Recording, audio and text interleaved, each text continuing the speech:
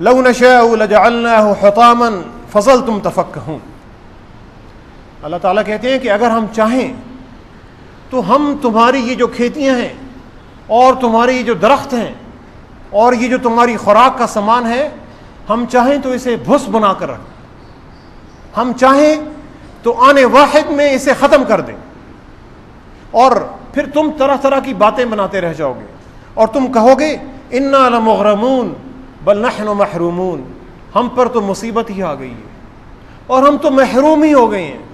ہمارے تو نصیب ہی پھوٹ گئے ہیں، ہم تو انتہائی بد نصیب واقع ہوئے. اور حضرات اگر ہم اس پر تھوڑا سا غور کریں کہ آج سے کچھ ہی مہینے پہلے ہمارے پر قحط سالی تھی، ہم اللہ کے حضور بارش کی دعائیں مانگا کرتے تھے اور ہماری فصلیں جو تھیں وہ تباہ ہو رہی تھیں اور ہمارے جو مویشی تھے وہ پانی کے بغیر مر رہے تھے. اور پھر کچھ ہی ماہ بعد جب اللہ نے بارش دی تو ہم پر ایک اور آفت کی شکل میں سیلاب ہمارے پر آ گیا، تو پھر بھی فصلیں جو ہیں وہ تباہ ہو گئیں، فصلیں بھس بن کر رہ گئیں، درخت اور باغات جو ہیں وہ ختم ہو گئے اور مویشی جو ہیں وہ اس دنیا سے رخصت ہو گئے. اور پھر ہم کہتے ہیں کہ ہم تو ہیں ہی بد نصیب، ہماری ملک پر تو آفات ہی آتی رہتی ہیں اور ہم تو محروم ہو گئے ہیں اور ہمارے تو نصیب میں تباہی ہی لکھی ہوئی ہے. یہ اللہ تعالیٰ کی نشانیاں ہیں، یہ اللہ تعالیٰ کی تنبیہات ہیں کہ جو کبھی خوشحالی کی شکل میں آتی ہیں اور کبھی بدحالی کی شکل میں آتی ہیں. پھر اس کے بعد اللہ تعالیٰ کہتے ہیں افرأیتم الماء الذی تشربون، کیا تم نے کبھی آنکھیں کھول کر دیکھا، کیا تم نے کبھی غور سے دیکھا کہ یہ جو پانی تم پیتے ہو، اانتم انزلتموہ من المزن ام نحن المنزلون، کیا اس پانی کو تم نازل کرتے ہو یا ہم نازل کرتے ہیں؟ کیا یہ پانی تمہارا تخلیق کردہ ہے یا ہمارا تخلیق کردہ ہے؟ کیا یہ جو بادل سے تمہارے پاس ابر آتا ہے اور رحمت کی جو بارش ہوتی ہے، کیا یہ تمہارے اختیار میں ہے یا ہمارے اختیار میں ہے؟ اور اللہ کے اختیار میں کیا ہے؟ اگلی آیت میں اللہ تعالیٰ کہتے ہیں لو نشاء جعلناہ اجاجا فلولا تشکرون، اگر ہم چاہیں تو اس پانی کو تمہارے لیے کھاری بنا کر رکھ دیں، تمہارے لیے اسی میٹھے پانی کو ہم کڑوا پانی بنا کر رکھ دیں، تو تم پھر اللہ کا شکر کیوں نہیں ادا کرتے؟ اور پچھلے کچھ ہی دنوں میں ہم نے حضرات یہ بھی تماشا دیکھا ہے، ٹی وی پر بھی دیکھا اور تصاویر میں بھی دیکھا کہ جن جن علاقوں میں سیلاب ہے اور حد نگاہ تک پانی ہی پانی ہے اور کسی مکان کی چھت پر کچھ لوگ بیٹھے ہوئے ہیں جو پناہ لیے ہوئے ہیں اور اوپر سے ہیلی کاپٹر سے ان پر پانی کی بوتلیں پھینکی جا رہی ہیں، یعنی وہ پانی میں گھرے ہوئے ہیں لیکن اس پانی کو وہ پی نہیں سکتے کیونکہ اللہ تعالیٰ نے اس پانی کو کھاری بنا دیا ہے. وہ پانی میٹھا پانی نہیں ہے، وہ پانی پینے کے قابل نہیں ہے. تو تم ان چیزوں پر غور کیوں نہیں کرتے؟ اور پھر اللہ تعالیٰ ایک اور نشانی اپنی بتاتے ہیں افرأیتم النار التی تورون، کیا تم نے کبھی غور کیا، کیا تم نے کبھی غور سے دیکھا کہ یہ جو آگ تم جلاتے ہو، افرأیتم النار التی تورون، کیا تم نے کبھی غور سے دیکھا کہ یہ جو آگ تم جلاتے ہو اانتم انشأتم شجرتها ام نحن المنشئون، کیا اس آگ کے جلانے کا جو ایندھن ہے، کیا یہ جو درختوں کی لکڑی ہے اسے تم نے پیدا کیا ہے یا اسے ہم نے پیدا کیا؟ جتنے بھی ایندھن ہم استعمال کرتے ہیں کیا یہ تمہارے تخلیق کردہ ہیں یا اللہ تعالیٰ کے تخلیق کردہ؟ اور اللہ تعالیٰ کہتے ہیں کہ ہم نے اس آگ کو تمہارے لیے ایک بہترین یاد دہانی کا ذریعہ بنا دیا ہے. نحن جعلناها تذکرة ومتاعا للمقوین. ہم نے اس آگ کو حاجت مندوں کے لیے یاد دہانی کا ذریعہ بنا دیا ہے کہ وہ جب بھی اس آگ کو جلائیں وہ اللہ تعالیٰ کو یاد کریں, وہ اس طاقت کو یاد کریں کہ جس طاقت نے ہمارے لیے یہ آگ تخلیق کی ہے. اور اللہ تعالیٰ کہتے ہیں وَمَتَاعًا لِلْمُقْوِينَ, ہم نے تمہارے لیے اس میں خوبصورتی کا اور سامان زیست رکھ دیا ہے. سوال اللہ تعالیٰ کا یہ ہے کہ کیا یہ جو قدرتی ایندھن تم استعمال کرتے ہو, اس کے جتنے بھی ذرائع ہیں, کیا یہ تمہارے بنائے ہوئے ہیں یا ہمارے بنائے ہوئے ہیں؟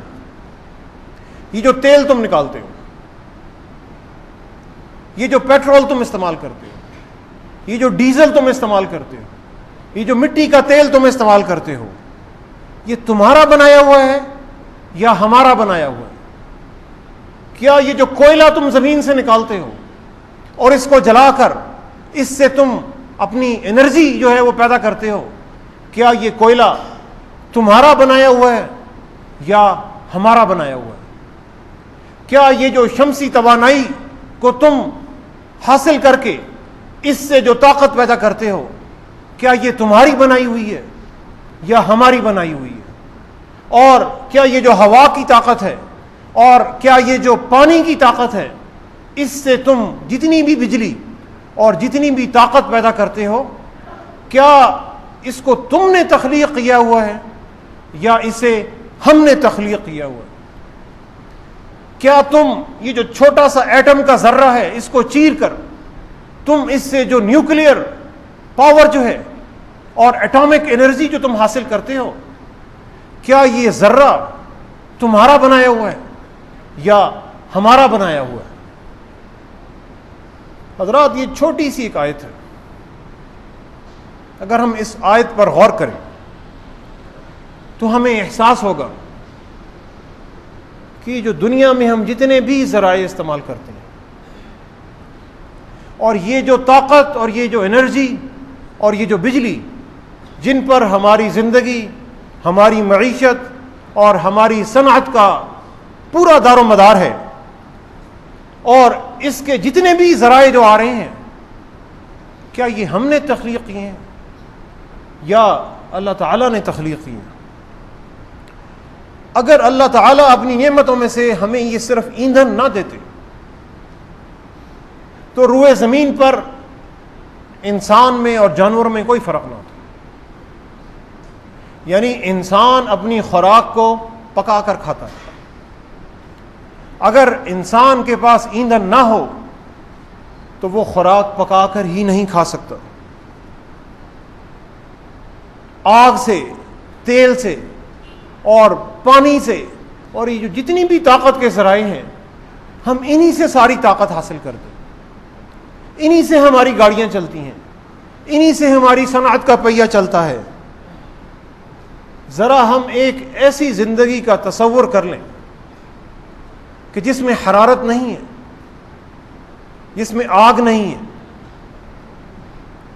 وہ زندگی کیا زندگی ہو سکتی؟ پتھر کے دور میں بھی اللہ تعالیٰ نے انسان کو یہ صلاحیت بخش دی تھی کہ وہ آگ جلا کر اپنا کھانا پکا سکتا تھا. یعنی آگ کے بغیر, حرارت کے بغیر اور ایندھن کے بغیر روئے زمین پر انسانی زندگی کا وجود نہیں ہو سکتا. یہ اللہ تعالیٰ کہتی ہے یہ تمہاری زندگی میں خوبصورتی کا سامان ہے. تمہاری کاریں ان سے چلتی ہیں, تمہارے پنکھے ان سے چلتے ہیں, تمہاری موٹر کاریں ان سے چلتی ہیں, تمہاری بسیں ان سے چلتی ہیں, تمہارے کمپیوٹر ان سے چلتے ہیں, تمہارے موبائل فون ان سے چلتے ہیں, تمہارے ایئر کنڈیشنر ان سے چلتے ہیں, تمہارے باورچی خانے اور تمہارے جو کچن ہیں وہ اسی سے چلتے ہیں, تمہاری صنعت اسی سے چلتی ہے. جب اللہ تعالیٰ نے تمہارے لیے اتنی نعمتیں عطا کر دی ہیں اور اتنی نشانیاں تمہیں دکھا دی ہیں تو تم کیا کرو؟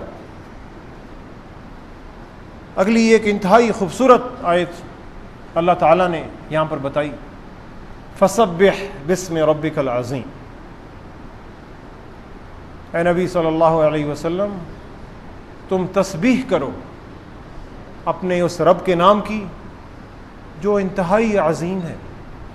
انتہائی بلند درجے والے ہیں۔ تم جب ان نشانیوں کو دیکھو تو ان پر غور کرو اور اللہ کو یاد کرو، اور اللہ کو یاد کر کے